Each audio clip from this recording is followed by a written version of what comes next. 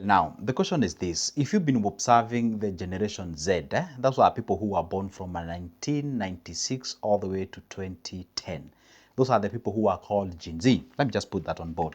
Gen Z are people who were born from 1996 all the way to 2010.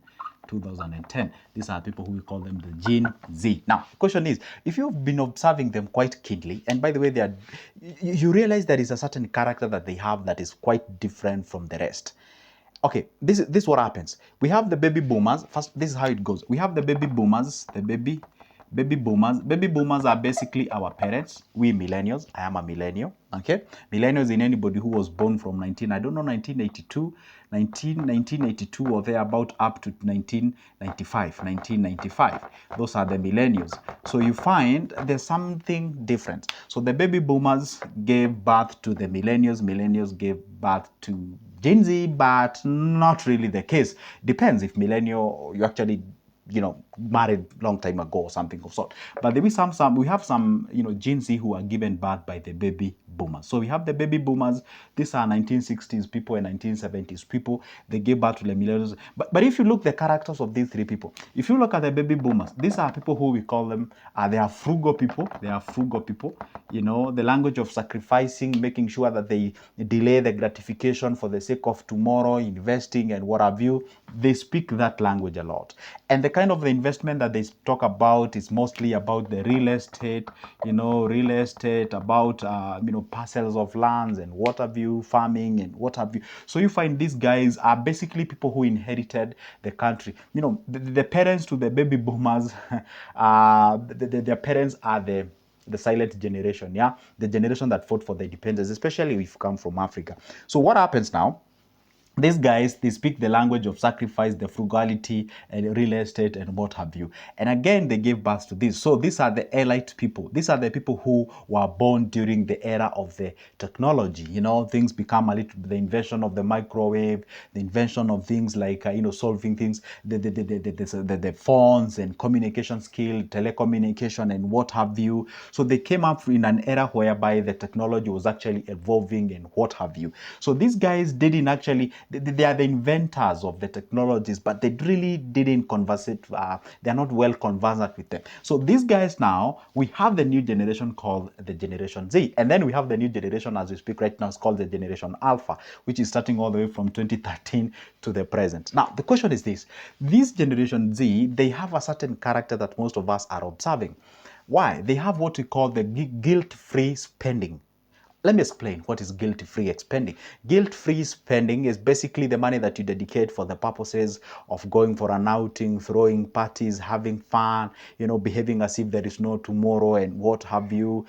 Some people are calling this generation these scatters, Scatters in the sense that they are not these people you would say, hey, they don't speak the language of investment, they don't speak the language of sacrifice. They want to do what we call the instant gratification. We call them the microwave or whatever generation. They just want to have everything instant. They are so much concerned about the GTA 6. They're so much concerned with the PS5. They're so much concerned with who celebrity did what and where and how. They're so much concerned with the iPhone 16 that is about to be released. They're so much concerned with the consumption and what have you.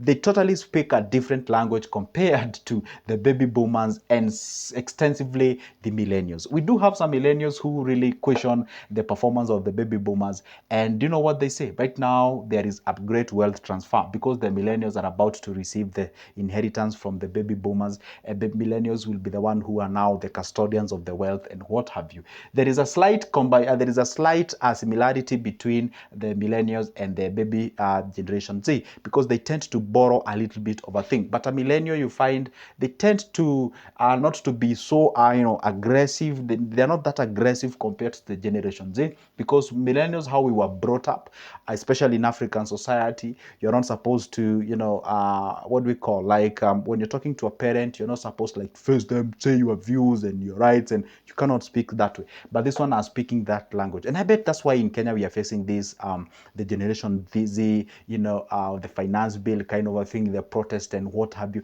Because these guys, you know what they say? They don't give. You get what I'm saying? So you find that these guys are actually outgoing and what have you. Wait to see what the generation Alpha will actually do. Now, question is, why exactly do they have 40% of the greed-free spending? Now, why 40%? 40%, I simply mean, you know, the total income that you make. You aren't supposed to go beyond 30% for the purposes of guilt-free spending. Guilt-free spending is that money that you just splash it out there, enjoy yourself and have fun and what have you. So we usually say you're not supposed to go beyond 30% for that purpose. But you find these guys are going extreme to that. Why? Because their perception of life is different from the rest. These are the people who speak the language of life is short, life's for the living, you only live once, that is the YOLO thing and what have you. So they speak that language.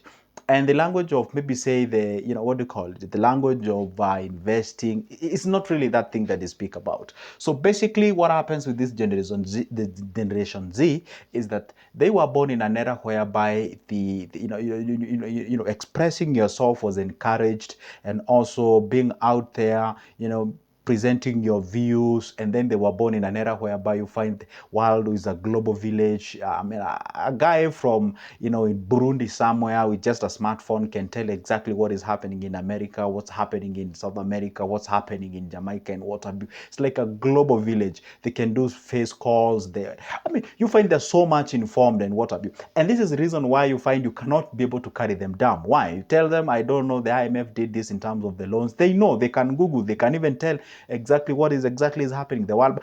They are informed. They are not people whom you can just control them in anyhow you want. Because the baby boomers, you tell them, guess what, this and this and this and this and that, they say, okay, fine. They don't want to go extra mile to find out and what have you. Some they may wish, but they do not know where to go and what have you. You know, I was so shocked when I went to the ICC proceedings on live, and then I found a lot of Kenyans were actually commenting on those live proceedings, and they were, wow, I'm telling you, it's quite tough with Generation Z. So basically, that is how they perceive life, and that is how they tend to view it. And well, probably they will change with time. I don't know. I cannot bank on that. I cannot bet that with my last dollar. But probably they might change their perception of how they perceive life and investment. And also, you know, because I actually have a very tough time, you know, especially because I do have them, you know, watching my views, especially on the TikTok channels and Facebook. No, not really Facebook. You largely find them on TikTok.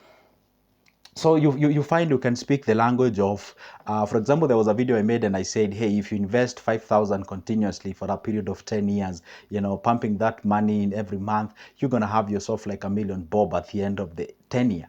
And those are the guy who will be like, wow, 10 years, I don't think that is the language I can speak and what have you. I would rather get myself into forex trading. I would rather get myself into other thing, crypto mining and what have you, and all those kind of things. Yeah, sure, absolutely. I totally understand how they perceive life, because the language of waiting, the language of patience is not really a thing that it can resonate with them. But anyway, I hope maybe one day we're going to find a combination of how all these generations can be able to work out and understand each other, so that at least we can be able to transform and change our country, because that is the most important thing and the greatest thing that can happen. So I decided to make this video because when I was going through the comments of those videos that I post, I realized there is a perception that this generation Z are actually providing that is quite different from other generations. For example, if you tell a millennial, hey, guess what, you can exactly do that. Now, millennial will actually buy that idea, and it's true, it's an amazing idea, because if they compare their baby boomers or their parents, they have huge chunks of lands, and they're not earning anything. That land is idle, they're not doing any farming and what have you.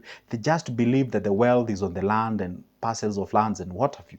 The millennial will view it from a point of, if I can liquidate that parcel of land, then I can be able to get an X amount of money. I can put it on treasury bills, on a money market fund. I can put it on shares or stocks and what have you. I don't have to go the hustles and bustles. And somebody be like, I want to build myself some flats and rentals and what have you. A millennial will be like, it's amazing, but I have an alternative. How about instead of doing that, how about I can be able to invest on bills and bonds and money market fund? I'm going to get the similar amount of money, has reduced the hustles and bustles of such kind of a thing. So I'm having that kind of you get what I'm saying. Now if you go to the Gen Z, they'll be like, wow, if I get that amount of money, so how about I get into the crypto, how about I invest on this, how about I get. So they all have the different in terms of understanding of the finances and investment. So I believe the most important thing that we can be able to do is to understand each generation how they perceive the thing. So if you become too clingy you know, that things has to be run the way you understand. If you're a millennial, you've given birth to a Gen Alpha, you've given birth to, say, a Gen Z or something of sort, then you're so much clingy to it has to be your ways, it has to work according to your ways. Truly, it might be the best way, but I came to understand one thing. I mean, after all, you know, you can actually rub shoulders with a lot of people, and that can actually even become a bit of depressing to your end. It can actually even result to mental health issues, probably if you are not flexible with the happenings. That's a reality. Because and also the Gen Z, they happen to be, some of them are a bit extreme. You find that they actually have what we call the rebellion, the rebellious, and what have you, in the simplistic kind of life. And they are so smart, by the way. I forgot to tell you that. They are very, very smart, these Gen Zs. So you have to understand them, carry them with the way they are, and understand each and every group as they are. So anyway, that's the point. I just wanted to make that video and put it across so that at least I may explain why maybe perhaps as a parent you're watching this video and you've realized that kind of a behavior with Generation Z. That is exactly how they perceive life. For them, how they appear, what they dress, where they eat, who are their friends, do they have the internet? Those are the major things that they worry about. So you saying, do you have, do you have, I don't know, investments where? That is not really the language that they speak. So what they worry about is the connection of the internet connectivity. Do they have the latest iPhones? Do they dress in the latest way and all those kind of things? So those are the major things that they worry about. So, well, should I say, is it a crisis in making in future? I do not know. I would say I hope all will be good and will be the best, because that's the most important thing. Anyway, irrespective of whether you're watching this video, I appreciate you a lot and I love you coming back and watching my videos, and I'm so delighted. Don't forget to leave me a comment on the comment section and a like as well, and share this video if you're in a position to. That will mean a lot to me. And leave me also a share if you're in a position to. For now, it's a goodbye and see you in the next one.